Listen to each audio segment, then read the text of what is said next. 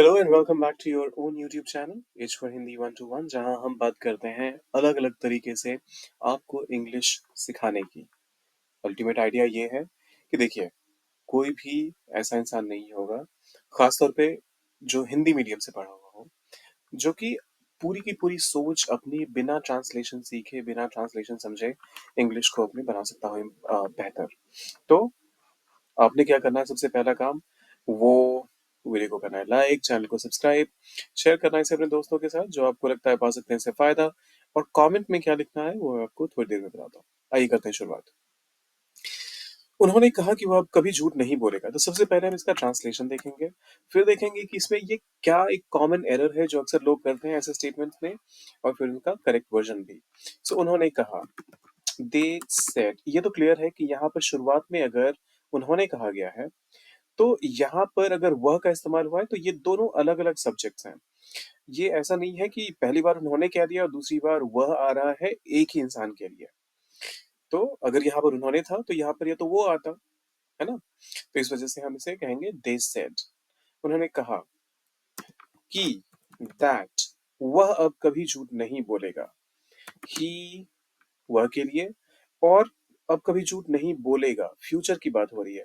So he will not, ऐसे तो आप बनाते हैं, ही विल लाई। तो इसका मतलब होगा कि वह झूठ बोलेगा, बट यहाँ पर है कि वह झूठ नहीं बोलेगा, ही विल नॉट लाई। और देखिए, यहाँ पर है कि कभी झूठ नहीं बोलेगा, तो ही विल नेवर लाई।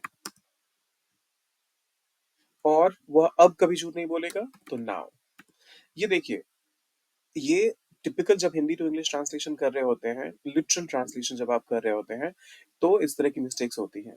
इसी वजह से मैं बार बार आपसे कहता हूं कि आप नुआंसेस को समझिए। दोनों लैंग्वेजेस कितने अलग हैं अपने आप में, दोनों में कितना जमीन आसमान का फर्क है, वो समझिए।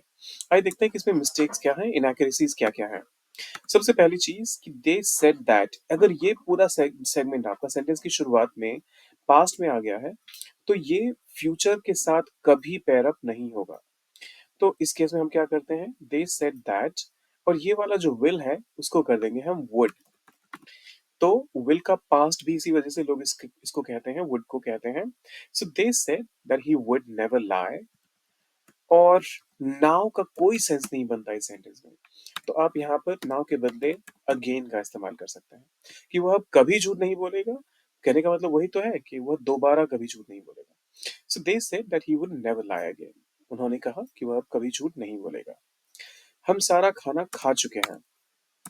तो इसको भी करते हैं ट्रांसलेट। हम वी खा चुके हैं, हैव खा चुके हैं, तो वी हैव एट सारा खाना, ऑल द फूड। ये आपको देखने में कितना भी अप्रोप्रिएट क्यों ना लगे, ये सेंटेंस है गड़बड़। अब इसमें क्या गड़बड़ी है वो आपको ढूंढना है, और इसका जो करेक्ट वर्जन होगा वो डालना है कमेंट सेक्शन में। We have ate all the food, ये खास तौर पे उन लोगों को कंफ्यूजन होता है जिनको लगता है कि हमेशा सेकेंड और थर्ड फॉर्म हर वर्ब का सेम ही होता है। तो क्या है इसमें इनएक्यूरेसी, उसको फाइंड आउट करना है आपने, और इसका करेक्ट वर्जन डालना है कमेंट में। वह वहां 2 घंटे से खड़ा था। वह खड़ा था, he was standing। ये तो यही कहेंगे ना, he was standing। और वहां के लिए आप कहेंगे there। 2 घंटे से, since 2 hours। बिल्कुल सही लग रहा होगा आपको। लेकिन देखिए, यहां पर एक बात की जा रही है कि एक एक्शन कोई भी इंसान 2 घंटे से परफॉर्म कर रहा था। तो ऐसे में आपने पास्ट कंटिन्यूअस का इस्तेमाल ना करके पास्ट परफेक्ट कंटिन्यूअस टेंस का इस्तेमाल करना चाहिए। देखिए, पास्ट कंटिन्यूअस का इस्तेमाल तब होता है जब आप कहते हैं कि जब आपने देखा तब वो एक्शन हो रहा था, आपको नहीं पता कि वो कब शुरू हुआ था और कब खत्म हुआ। लेकिन यहाँ तो हमें क्लियरली पता है कि वह 2 घंटे से खड़ा था। तो यहाँ पर ही वॉज स्टैंडिंग के बदले आपको कहना पड़ेगा he had been standing there. और दूसरी चीज, जब कभी भी आप ड्यूरेशन की बात करते हैं, 2 घंटे मतलब एक समय का जो विंडो है उसकी बात हो रही है। तो उस केस में आप सिंस का इस्तेमाल ना करके आप फॉर का इस्तेमाल करेंगे।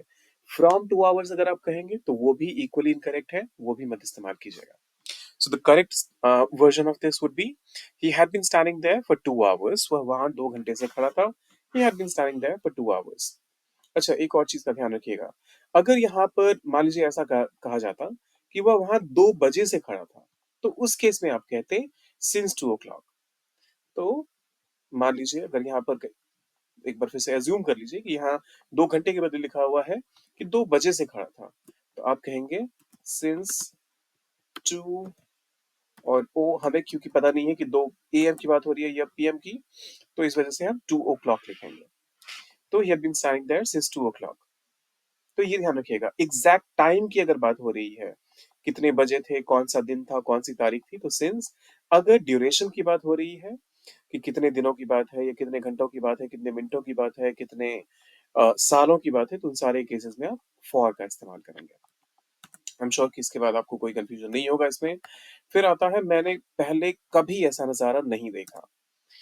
तो ओके, मैंने देखा, आई सॉ. और देखिए, कभी नहीं, तो नेवर करना पड़ेगा इस्तेमाल. आई नेवर सॉ. और ऐसा नजारा, सच अ साइट. कहने का मतलब तो वही है, ऐसा दृश्य, ऐसा नजारा मैंने कभी नहीं देखा. I never saw such a site.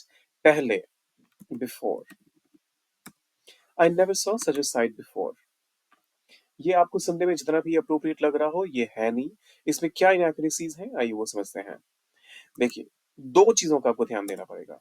सबसे पहली चीज कि आपने जैसे नेवर देख लिया, येट देख लिया, ऑलरेडी देख लिया, तो इनके साथ आपको यूजुअली परफेक्ट टेंसेस का इस्तेमाल करना होता है. तो आप आई नेवर सॉ तो कह ही नहीं सकते.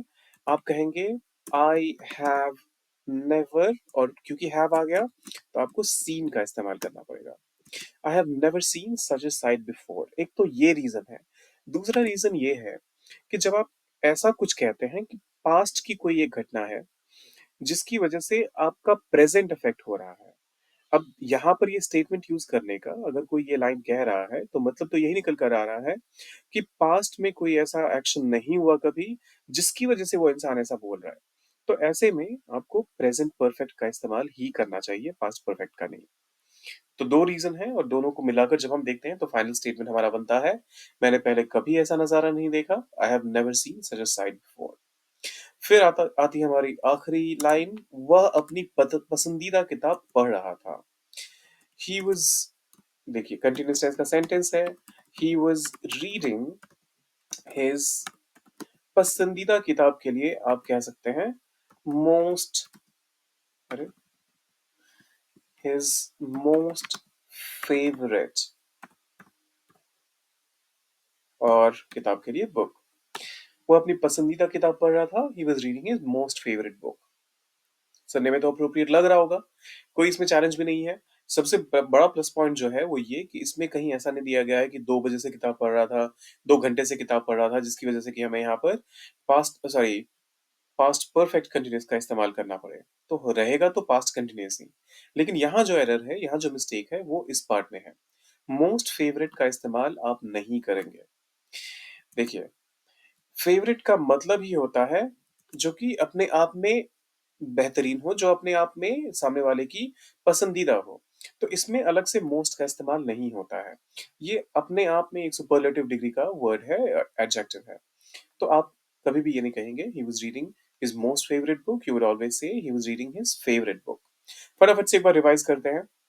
हमने कवर किया, उन्होंने कहा कि वो अब कभी झूठ नहीं बोलेगा. They said that he would never lie again. हम सारा खाना खा चुके हैं.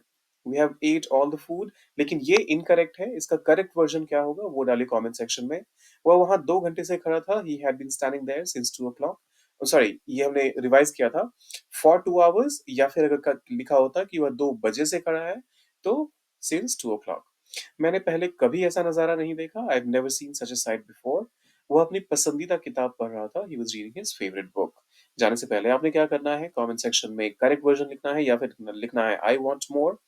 सब्सक्राइब कीजिए चैनल को, वीडियो को करना है लाइक और शेयर कीजिए इसे अपने दोस्तों के साथ. मिलते हैं जल्दी.